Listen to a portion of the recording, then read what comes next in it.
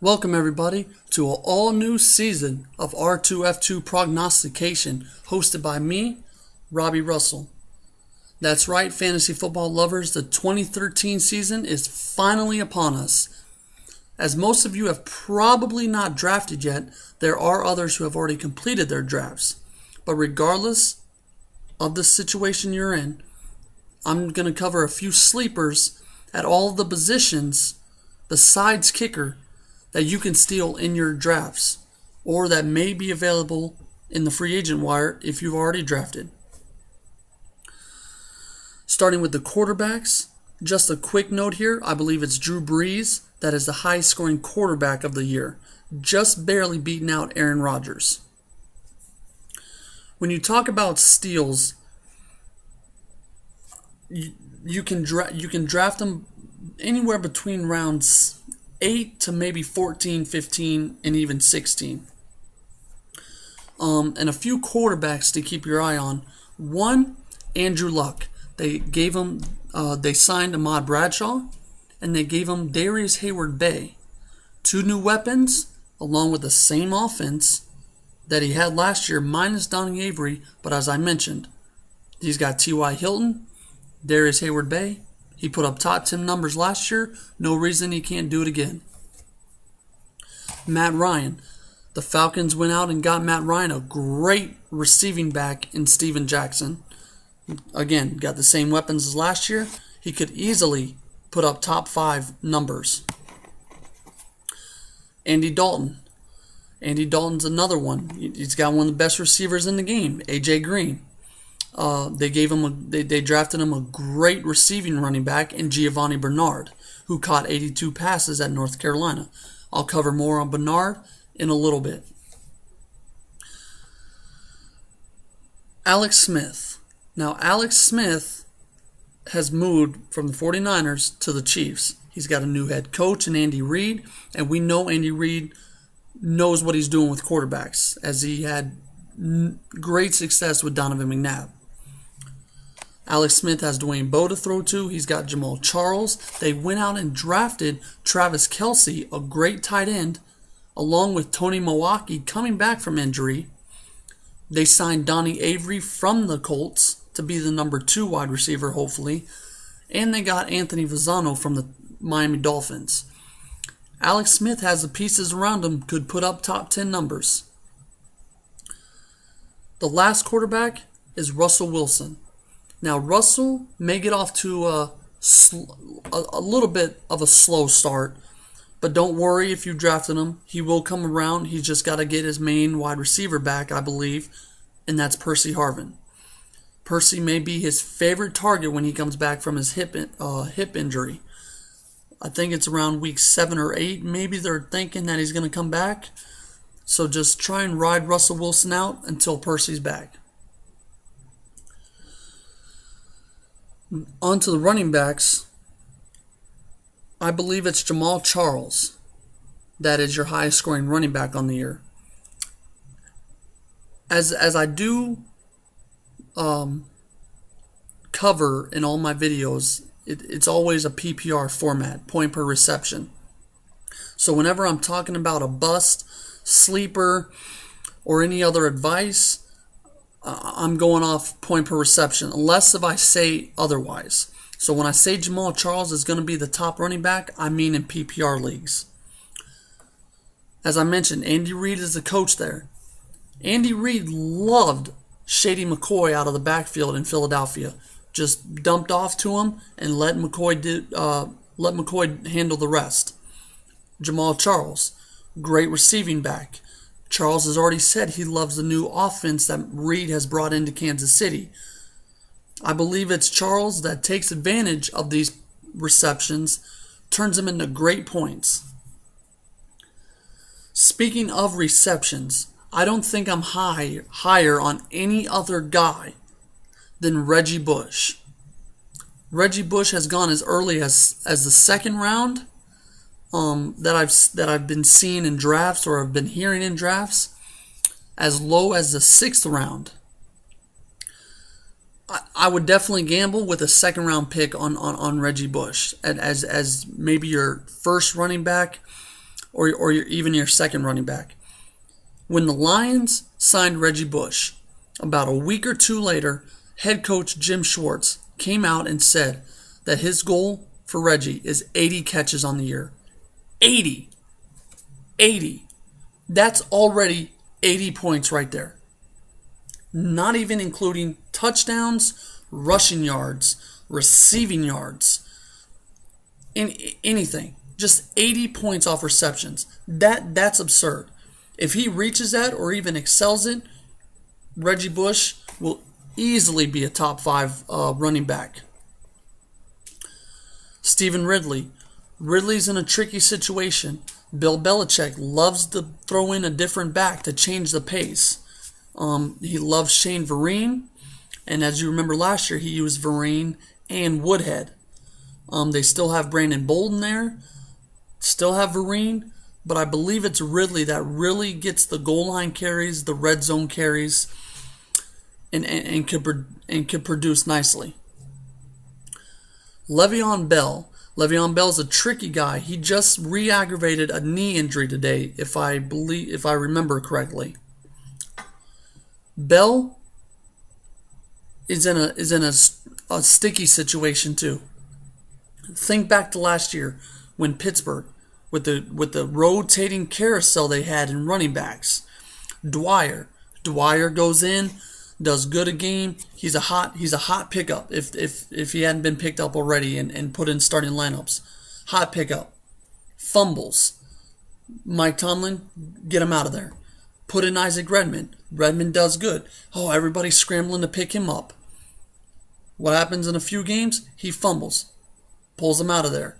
Then he tries to go with both of them towards the end of the season. So I believe if Le'Veon Bell can limit his mistakes, he's the starter there, hands down. Will be all year. Just hopefully this knee injury doesn't nag him throughout the year. Lamar Miller. Lamar Miller's the main guy in Miami now. You know, they like to use the running back out of the backfield. I don't see any problem why he couldn't be a top 20 back. Steven Jackson. Love Steven Jackson as well. Great receiving back. Atlanta always wanted that receiving back. If you remember, Michael Turner never caught the ball. It was always Jacquizz Rodgers. Well, now they have that receiving back in Steven Jackson. Darren Sproles. Sproles will be back there again this year. You have Danny Woodhead. Woodhead out in San Diego. Ryan Matthews. Everybody knows Matthews' story, and especially if you've drafted him before in years past. He can't hold on to the ball, which we call that fumbleitis. He has a bad case of that, and he can't stay healthy. Can't stay on the field. They went out, got Danny Woodhead, a great receiving running back. I look for him to be used a lot in passing plays. The last running back, Giovanni Bernard, a rookie out of North Carolina that's now on the Cincinnati Bengals. Love this kid.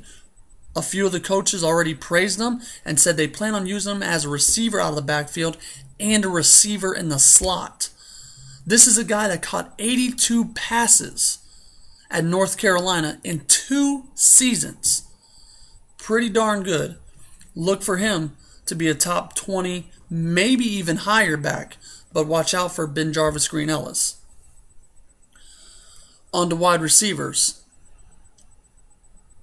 A wide receiver that stands out in my mind didn't play last year, got hurt in preseason. I loved him last year, and I mentioned it in my video, but then he got hurt, and that's Vincent Brown from the Chargers.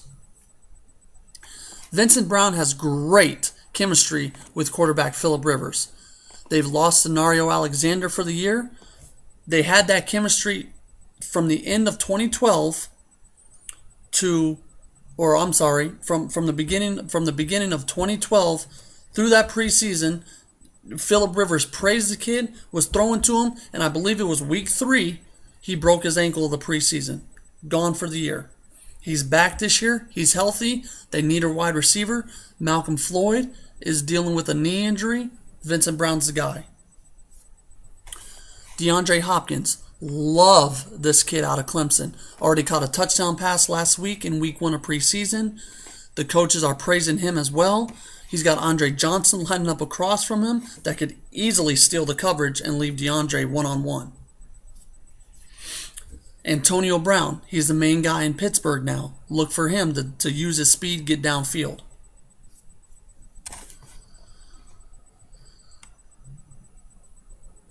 Of a few others that I like, there's two of them in New England. As I wrote about them in my rookie article on fantasycouncil.com, Kenbrell Tompkins and Aaron Dobson of the New England Patriots. These are two wide receivers I'm watching closely because right now, nobody knows who's going to be the better target, or the favorite target, I should say, of Tom Brady. But last week, and I believe Tom Brady played 2 series, I'd have to go back and look, but in 2 series, I know for a fact Kenbrell Tompkins caught 4 passes from Tom Brady. Amendola only caught 1, Dobson only caught 1. Looks like Kenbrell Tompkins could have the slight edge there. Ryan Broyles from the Lions. Love him. He had a great game last year on Thanksgiving against Houston, tore his ACL. If he's healthy this year, big numbers. The last one is Rod Streeter of the Oakland Raiders. The Raiders, they're going to have to throw the ball. It seems like Matt Flynn has good chemistry with Streeter. Maybe steal him in round 14, 15, or 16. There's only a few tight ends that I like for the year. One is Brandon Myers. He's on to the New York Giants now, where Eli Manning is a better quarterback and a better offense than when Myers was in Oakland. Eli loves his quarterbacks in the red zone. Watch out for Brandon Myers to sneak into the top 10. Fred Davis, Washington Redskins, back off injury this year. RG3, loved him while they were both healthy. The one guy at tight end who could maybe not be a top 10, but easily be a top 15 by season's end is an unknown guy, and that's Rob Hausler from the Arizona Cardinals. Carson Palmer loves his tight ends. Loves his tight ends. Made a name of Brandon Myers that a lot of people drafted. Carson Palmer loves to throw the ball. Arizona, they have great wide receivers. Look for Rob Hausler to produce, as I said, top 15 numbers, and not a well-known guy to many people. Now the defenses, of course, you're going to have the Houston Texans again and the Seattle Seahawks at the top. But a few defenses to keep your eye on are the Chiefs. Love their defense. The Raiders are iffy. They have a good secondary. They got Mike Jenkins, Charles Woodson, but it's all going to depend on their front four. Their front four is really going to be the key for how well the Raiders defense performs. They stole Tracy Porter from the Broncos, so the secondary is there. No doubt, the secondary is there. How will that front four now play this year? And in a tough division, too, with the Broncos and the Chiefs. You know, Chargers, the Chargers are going to have to throw the ball.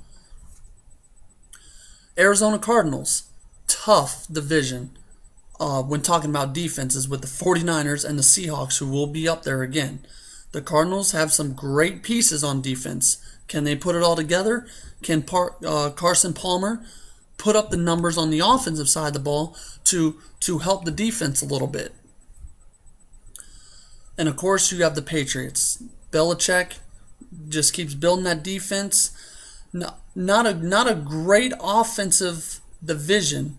The Dolphins, they could be good, but with the Bills and the Jets, the Jets, we don't even know who their quarterback's going to be yet. And the Broncos. The Broncos, again, they built up their defense. They went out and got Dominique Rodgers-Cromartie. Tough defensive division. Look for them to play as well. That does it for my first video of the 2013 season. My email, as always, is R289 R289@gmail.com. I'll be back in 3 weeks to start the regular season, as we have Thursday night football. Any questions, you can follow me on Twitter at Robbie_Russell1. See you guys soon, and go get them in drafts.